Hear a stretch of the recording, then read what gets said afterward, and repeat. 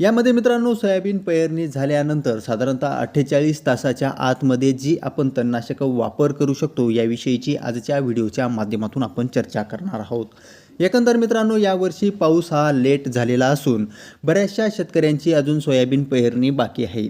तर मित्रांनो हा व्हिडिओ त्यांच्यासाठी आहे। सोयाबीन पेरणी जर तुमची अजून झाली नसेल तर सोयाबीन पेरणी झाल्यानंतर लगेचच सोयाबीन उगवण्याच्या आधी म्हणजेच सोयाबीन पेरणी झाल्यानंतर 48 तासाच्या आतमध्ये आपण बीजनाशकाचा वापर करून सोयाबीन पिकामध्ये तण नियंत्रण आपण करू शकतो। कारण की मित्रांनो सोयाबीन पिकामध्ये जर आपण बीजनाशकाचा जर वापर केला नाही तर येणाऱ्या काळामध्ये मोठ्या प्रमाणावर गवताचं किंवा तणाचं प्रमाण सोयाबीन पिकामध्ये झालेलं आपल्याला बघायला मिळत असतं। तर मित्रांनो हे जे गवत आहे किंवा हे जे तण आहे हे उगवण्याआधीच याचा नायनाट करण्याकरिता सोयाबीन पिकामध्ये अत्यंत महत्त्वपूर्ण अशी बीजनाशक आपण वापर करू शकतो। एकंदर मित्रांनो चॅनलवर जर तुम्ही नवीन आला असाल तर चॅनलला सबस्क्राईब करा आणि बेल आयकॉनवर क्लिक करायला विसरू नका।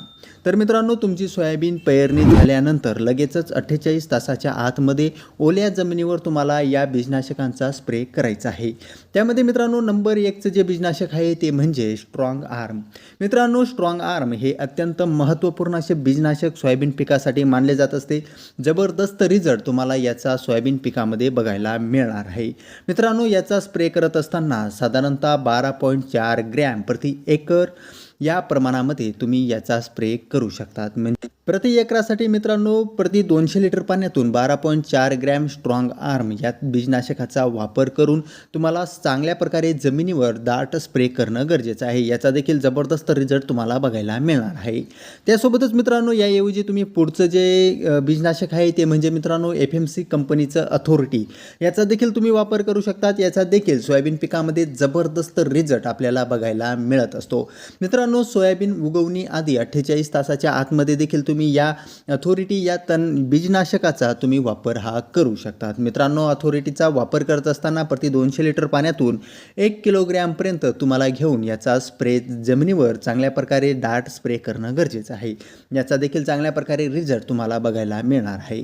त्यासोबतच मित्रांनो याऐवजी तुम्ही सुमी मॅक्स जे येतं सुमी मॅक्सचा देखील तुम्ही याच्यामध्ये सोयाबीन पिकामध्ये बीजनाशक म्हणून वापर करू शकतात। सुमी मॅक्सचा देखील वापर करत असताना प्रति एकरासाठी तुम्ही 80 ते 100 ml पर्यंत प्रति 200 लिटर पाण्यातून स्प्रे करू शकतात। चांगल्या प्रकारे रिझल्ट तुम्हाला सोयाबीन पिकामध्ये बघायला मिळणार आहे। त्यासोबतच मित्रांनो UPL कंपनीचं अत्यंत नावाजलेलं जे आहे ते म्हणजे अमिकस नावाने जे बीजनाशक येतं त्याचा देखील तुम्ही वापर करून चांगल्या प्रकारे रिझल्ट हा सोयाबीन पिकामध्ये मिळवू शकतात।